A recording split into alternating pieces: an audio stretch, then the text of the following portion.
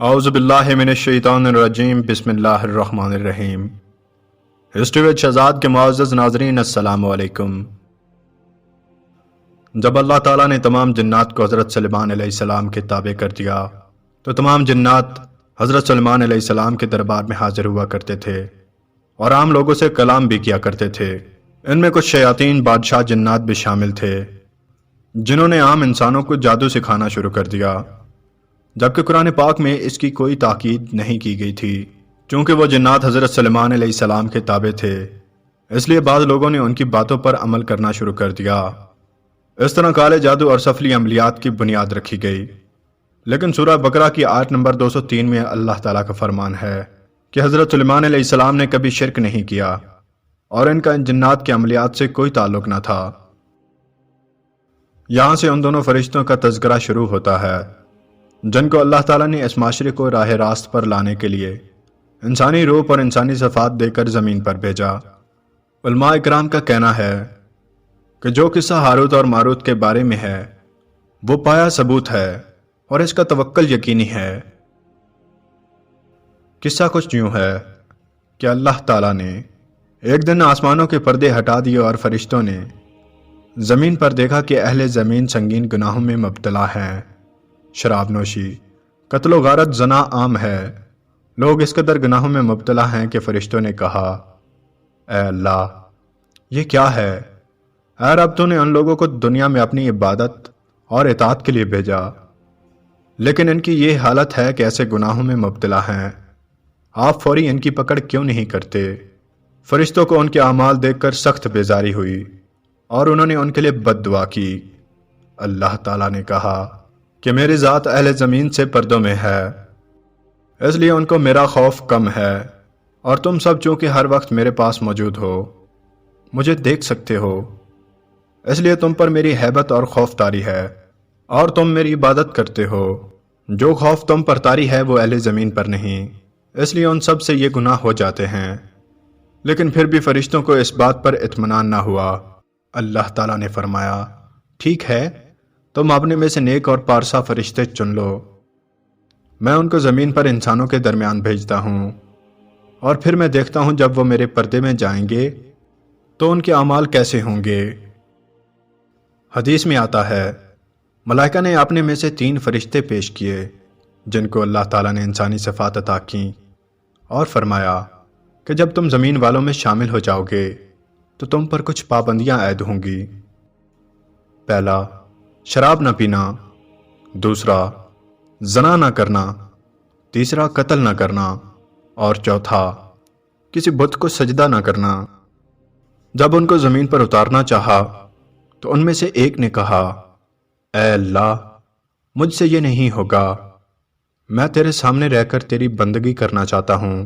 اس نے عذر کیا اور ہٹ گیا، مگر 2 فرشتے ہاروت اور ماروت زمین پر آنے کے لیے رضامند ہو گئے۔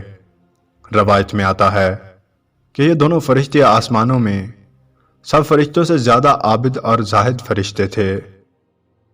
ان کو زمین پر اتار دیا گیا۔ حضرت علی رضی اللہ تعالیٰ عنہ کی روایت ہے کہ وہ حضرت ادریس علیہ السلام کا زمانہ تھا، یہ دونوں زمین پر آ گئے۔ اس کے بعد اللہ تعالیٰ نے ان کو لوگوں کے درمیان فیصلہ کرنے پر مقرر کر دیا۔ لوگ ان کے پاس اپنے مسائل لے کر آتے تو یہ ان لوگوں کے درمیان فیصلہ کرتے تھے۔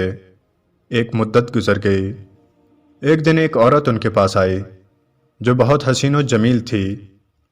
کہتے ہیں کہ حسن و جمال کا یہ عالم تھا جیسے زہرہ ستارہ تمام ستاروں میں حسین و جمیل ہے، اس طرح وہ خاتون بے حد حسین تھی۔ وہ ہاروت اور ماروت کے پاس آئی اور ان کے سامنے اپنا مسئلہ پیش کیا۔ اللہ تعالیٰ نے جو انسانی صفات ان فرشتوں میں رکھی تھیں وہ بھڑک اٹھیں اور ان کے اندر اس کے ساتھ برائی کرنے کی خواہش پیدا ہو گئی۔ انہوں نے اسے برائی کی دعوت دے دی کہ تم ہمیں اپنے ساتھ زنا کرنے کی اجازت دے دو۔ اس پر اس خاتون نے منع کرتے ہوئے کہا کہ پہلے تم کو میری ایک شرط ماننی ہوگی۔ شرط یہ ہے کہ میرے پاس ایک بت ہے، پہلے تم میرے بت کو سجدہ کر کے میرے مذہب میں شامل ہو جاؤ، پھر میں تم کو زنا کی اجازت دے دوں گی۔ انہوں نے کہا، ہماری توبہ ہے، یہ شرک ہم سے نہ ہوگا۔ اس کے بعد وہ خاتون وہاں سے چلی گئی اور کچھ عرصے کے بعد وہ خاتون دوبارہ آئی اور اس نے ہاروت اور ماروت کے سامنے دوبارہ اپنا مسئلہ پیش کیا تو دونوں فرشتوں نے ایک مرتبہ پھر اپنی خواہش کا اظہار کیا۔ اس پر اس عورت نے کہا کہ میری ایک شرط ہے کہ اگر تم میرے شوہر کو قتل کر دو تو میں تمہاری خواہش پوری کر دوں گی۔ اس پر دونوں فرشتوں نے کہا قتل تو گناہ کبیرہ ہے، یہ ہم سے نہیں ہوگا۔ پھر وہ کہنے لگی اچھا تو میرے پاس شراب ہے، تم وہ پی لو، اس کے بعد میں تمہاری خواہش پوری کر سکتی ہوں۔ اس پر دونوں فرشتوں نے مشورہ کیا کہ شراب تو بہت چھوٹی چیز ہے، کوئی بات نہیں، پی لیتے ہیں۔ دونوں اڑ کر اس کے مکان پر گئے اور وہاں جا کر انہوں نے شراب پی لی۔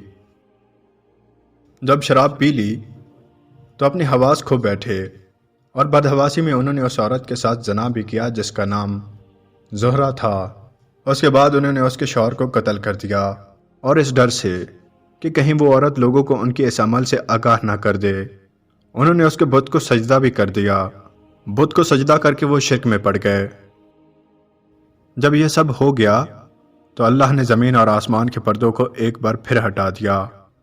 ملائکہ نے جب آسمان سے یہ سارا منظر دیکھا تو وہ سب حیران رہ گئے کہ آخر یہ سب کیسے ممکن ہے۔ وہ توبہ کرنے لگے۔ جب وہ ہوش میں آ گئے تو زہرہ خاتون نے ان سے کہا کہ یہ جو تم پل بھر میں غائب ہو جاتے ہو اور پل بھر میں واپس آ جاتے ہو، یہ کیسے ممکن ہے؟ انہوں نے بتایا کہ ہمارے پاس اسم اعظم ہے۔ تو اس خاتون نے ان سے اسم اعظم سیکھنے کی فرمائش کی۔ اسم اعظم سیکھنے کے بعد تینوں نے آسمان کی طرف اڑنا شروع کیا۔ پہلے آسمان پر اس خاتون کو اوپر کی جانب کھینچ لیا گیا، مگر ہاروت اور ماروت کے پر کاٹ کر ان کو زمین پر پھینک دیا گیا۔ یہ تو ان کی سزا کی شروعات تھی۔ اس کے بعد ان سے فرشتوں والی صفات چھین لی گئیں اور اللہ اور دوسرے فرشتوں سے براہ راست ان کا رابطہ ختم کر دیا گیا۔ اس کے بعد وہ ایک عرصے تک زمین پر در بدر بھٹکتے رہے۔